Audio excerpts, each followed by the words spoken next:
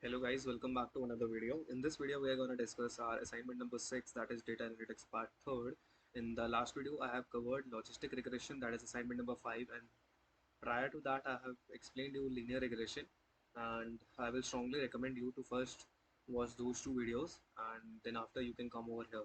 Okay, so let's see what's our problem statement. Our problem statement is that we have to implement simple naive-based classification algorithm using Python R on iris.csv dataset. So we have already worked on this iris dataset. So after that, we have to compute the confusion matrix. You are already aware of what is a confusion matrix. I have explained you that in detail in my previous video. So that's why I'm recommending you to watch that video first if you have not watched. So after that, because I'm not gonna explain this once again, because that will take time. And similarly, I have explained what is TP, FPT, and FN, and I have also covered the formulas for these accuracy, error rate, precision, recall in my logistic regression video. That is assignment number 5. Okay, so let's see. First, you should be aware of what is a naive-based classification algorithm. So, naive-based classification algorithm is basically a classification algorithm that basically assumes, that makes an assumption that our features of a data set should be independent of each other. So this is basically the formal definition. Okay, so if an examiner asks you what is a naive-based classification algorithm, you should be able to answer him that a naive-based classification algorithm is, first of all, it is based on Bayes theorem, which basically states that it makes an assumption that the features of a dataset should be are basically the features of a dataset are independent of each other. Okay, so inside naive-based classification algorithm, we have three subtypes. First is Gaussian naive-Bayes algorithm, classification algorithm. Second is Bernoulli naive-Bayes classification algorithm, and third is multinomial naive-Bayes classification algorithm. So what are the differences between these three? Are, let me explain it to you first. So basically, Gaussian naive-Bayes classification algorithm, it makes an assumption that the features of a data set follows a normal distribution. Okay. Similarly, the Bernoulli naive-Bayes classification algorithm makes an assumption that the features are binary. Okay. The third, that is multinomial naive-Bayes classification algorithm, it makes an assumption that the features of a dataset are multinomial. Okay, so this is a formal definition. You should be able to answer it if an examiner asks you. So this was just the overview of what is naive-Bayes classification algorithm, what are the subtypes. You know already what is a confusion matrix, what is TPFN, and these are now let's without wasting any more time, let's go to our Jupyter notebook and let's code our this particular assignment. Okay, so let's go. So yeah, so coming back to our assignment, so first you should uh, be aware of what is a confusion matrix, how to import all the packages, how to load a data set. Okay, so first of all, जो हम step follow कर रहे थे from the last two videos, that was we were first doing that what we were doing was we were first loading our data set, then we were doing data pre-processing, then we were doing data cleaning, then we were doing data we were splitting our data set into two sets, that is training and testing set. And after that we were what we were doing was we were transforming our data set. After that, we were creating our logistic regression or linear regression model. Similar to that, we are going to follow the same steps over here. So let's go. So first, हम क्या करेंगे? Pandas को import करेंगे. Similarly, we will import NumPy. We will import our necessary libraries that we will require in this assignment. Matplot, lib.pyplot as plt, and after that I'm gonna import that is cbon as sns. So इससे पहले हमने इस data set पे already काम कर चुके हैं as that is iris.csv के ऊपर. So let's first इसको import करते हैं, that is it load करते हैं, that is using pandas.readcsv iris.csv, and after that we will see our data set. So सबसे पहले मैं अपना ये कॉलम आईडी का ड्रॉप कर देता हूँ. ठीक है, df.drop प्री प्रोसेसिंग करते हैं. दैट इज मेरी कॉलम क्या है, df ऑफ आईडी, या df नहीं, अपने को सिर्फ आईडी लिखना होता है, आईडी. और मैंने ये कर दिया तो एरर आ जाएगा कुछ, मेरे को लग रहा है ऐसा. इन प्लेस ट्रू, क्या एरर आ रहा है, that is id is not found in the access. Okay, access specify कर देते हैं, एक्सेस इज इक्वल टू 1. तो हो गया. अब देखते हैं अपना डेटा सेट. या हमारे पास अब नहीं है, ठीक है, आईडी कॉलम, ठीक है। नाउ हमें क्या करना है, अपने को डेटा प्री प्रोसेसिंग करनी है। तो डेटा प्री प्रोसेसिंग मैंने क्या बोला था, हमें क्या करना है, दैट इज सबसे पहले हम डिस्क्राइब करके अपने स्टैटिस्टिकल डिटेल्स देखते हैं। तो ये मेरे स्टैटिस्टिकल डिटेल्स है। मैं देखता हूँ मेरा डेटा सेट में कुछ नल वैल्यूज़ तो नहीं है, तो कोई भी नल वैल्यूज़ नहीं है, मेरा डेटा क्लीन है। नाउ हमें क्या करना है, अपने को सबसे पहले एक इंडिपेंडेंट वेरिएबल और एक डिपेंडेंट वेरिएबल, ये दो चीज़ें सेट करनी है, ठीक है। सो अभी iris dot c s v के केस में अगर तुम नोटिस करो, तो जो मेरा इंडिपेंडेंट वेरिएबल है वो होगा sepal length, sepal width, petal length and petal width. Because जो स्पीशीज है ये बेसिकली कैटेगरी रिप्रेजेंट कर रहा है, एंड ये डिपेंडेंट है, ये स्पीशीज किस पे डिपेंडेंट है, इन सारे इसके फीचर्स पे। तो इसलिए मैं क्या कर रहा हूँ, इसको डिपेंडेंट वेरिएबल बना रहा हूँ स्पीशीज को, एंड इन सबको इंडिपेंडेंट वेरिएबल बना रहा हूँ। ओके, तो मेरा एक्स जो है, मैंने जो डिपेंडेंट वेरिएबल बनाना है, इंडिपेंडेंट वेरिएबल बनाना है, sorry, that will be sepal length centimetre.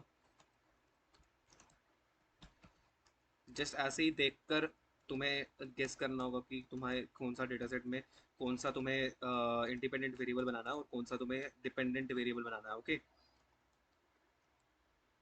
Okay, तो मैं अगर इसको प्रिंट करूं, तो petal width not an index, petal width centimeter, क्या बोल रहा है error, that is petal width is not an index, not in index, sepal length centimeter, sepal width centimeter, petal width, okay this is centimeter, so this is also length.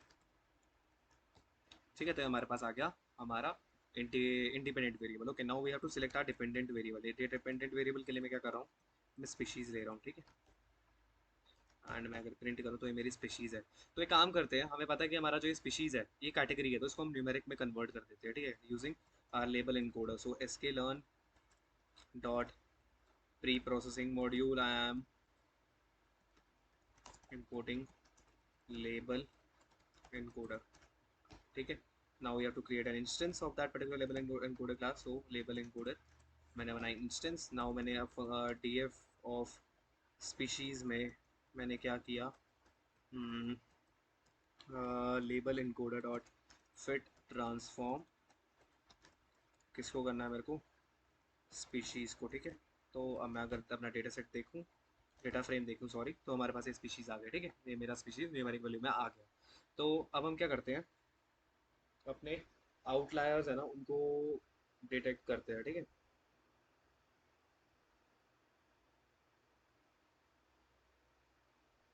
अपने outliers को detect करते हैं, ठीक है। तो detect करने से पहले हम क्या करते हैं, आउटलायर्स को रिमूव ही कर देते हैं डायरेक्ट, ठीक है। या एज सच हमें आज पूछा तो नहीं है, तो तुम होमवर्क में तुम्हें मैं दे रहा हूँ कि तुम्हें सबसे पहले आउटलायर्स को रिमूव करना है यूजिंग जेड स्कोर ट्रीटमेंट। मैंने पिछली दो वीडियो में बताया, इस वीडियो में तुम करोगे। एंड उसके बाद डिटेक्ट और शो भी करना है, डिटेक्ट भी करना है outliers using interquartile range method और बॉक्स प्लॉट दोनों से, ठीक है, तुम्हें दिखाना पड़ेगा, ठीक है। अच्छा जी, ठीक है, अब हम क्या करते हैं, अपना डेटा सेट को स्प्लिट करते हैं, ठीक है। फ्रॉम sklearn डॉट, कौन सा मॉड्यूल है, मॉडल सिलेक्शन, या we have to import our what, train test split, ठीक है। अब मैं क्या बनाऊंगा इसका, इंडिपेंडेंट वेरिएबल और डिपेंडेंट वेरिएबल में इसको स्प्लिट कर दूंगा, ठीक है।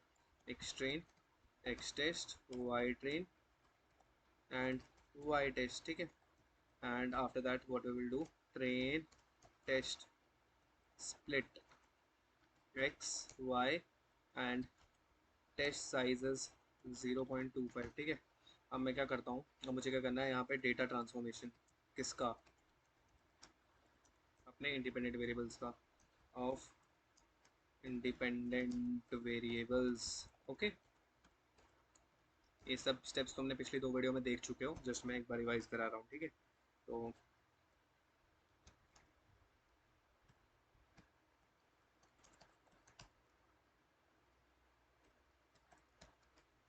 कोई भी ले सकते हो, मिन मैक्स भी ले सकते हो और ये भी ले सकते हो, ठीक है।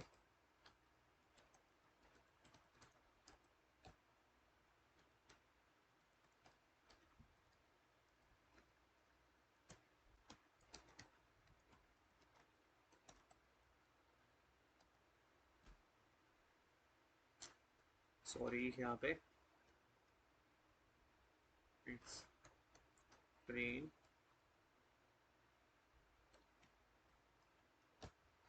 X test.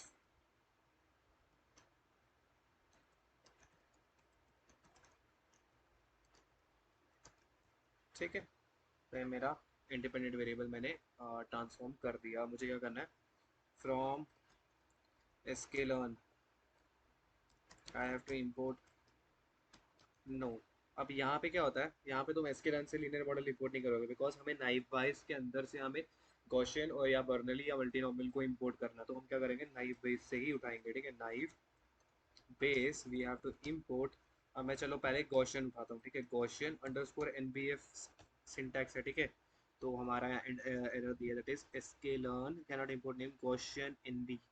तो आई थिंक ऐसे ही है, हाँ, गॉसियन एनबी अंडरस्कोर नहीं है। तो नाइव बेस के अंदर से sklearn के अंदर हमारे पास नाइव बेस मॉड्यूल है, उधर से मेरे को गॉसियन एनबी उठाना है। सेम उसका क्या करो, वो बनाओ, Gaussian NB is equal to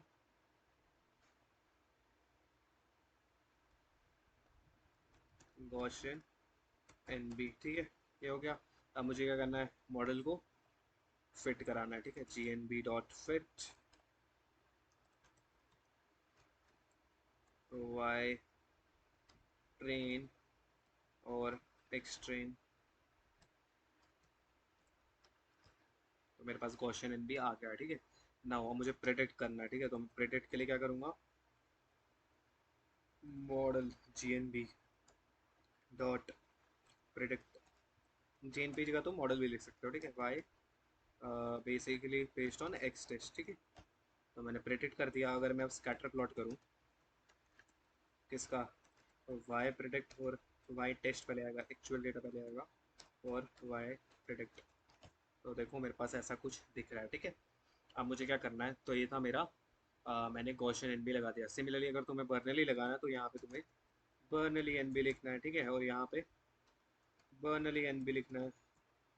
अब अगर मैं इसको रन करूँ तो देखो बर्नली एन बी आ गया। ठीक है, बट ये हमारा यूजुअली फॉलो नहीं किया जाता, because this is a this is use for this basically made an assumption that जो हमारा फीचर्स है वो बाइनरी है, बट बाइनरी नहीं है, हमारे पास एक से ज़्यादा फीचर्स है। ठीक है, तो इसको वापस वैसे ही रखते हैं, Gaussian N B, Gaussian N B. Okay, so next is we have to compute the confusion matrix and the TP-TP-FN। ठीक है, सेम जो हमने पीछे किया था। ठीक है, तो कंफ्यूजन मैट्रिक्स को कहाँ से इंपोर्ट करना है, we have to import it from sklearn.metrics। We have to import our confusion matrix as well as we have to import our confusion matrix display। ठीक है, कर दिया। अब सबसे पहले confusion matrix का इंस्टेंस बनाओ।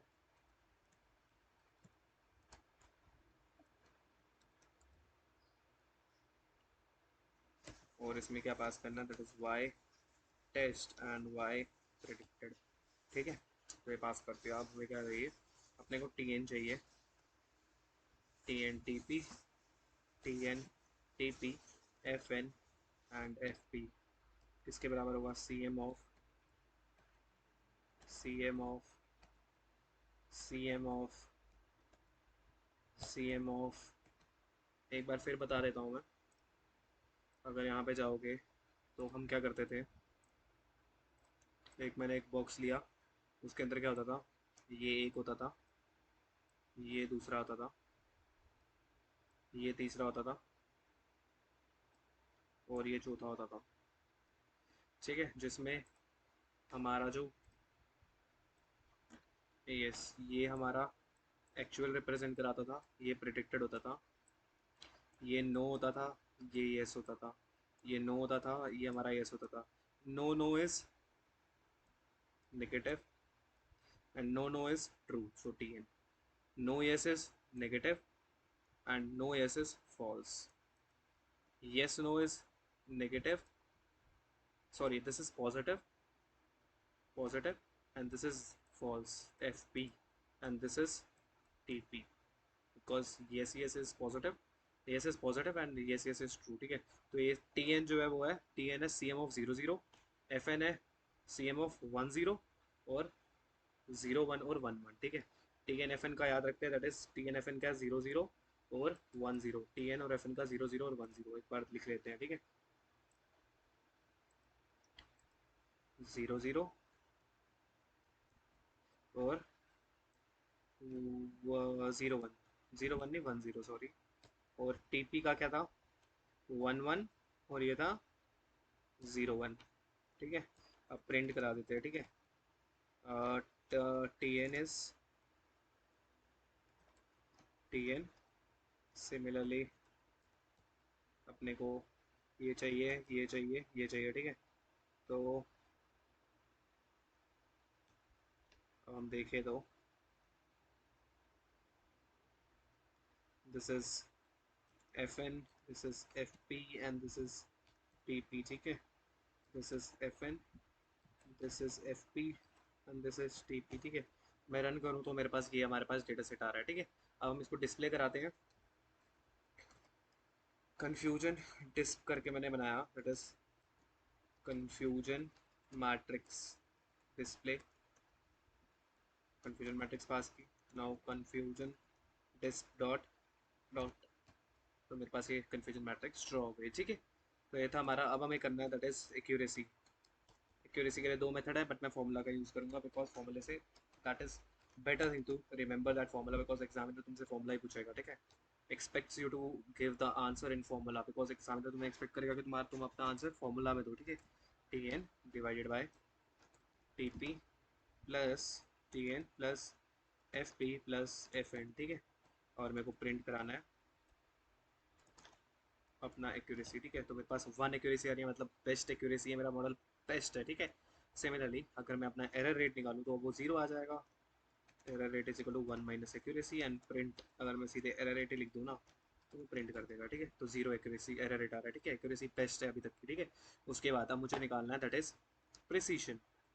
Precision is equal to total positive divided by total positive plus false positive. ठीक है, और मैं अगर प्रिसीशन को ऐसे करूँ तो मेरे पास प्रिसीशन भी बेस्ट आ रहा है। ठीक है, सिमिलरली रिकॉल अगर निकालो, T P divided by T P plus F N. ठीक है, अगर रिकॉल करूँ that is also the best. तो हमारे पास अभी तक का बेस्ट प्रिसीशन और एक्यूरेसी और रिकॉल आ चुका है। ठीक है, एरर रेट भी 0 आ चुका है। ठीक है, तो ये था असाइनमेंट नंबर 6, वेरी सिंपल।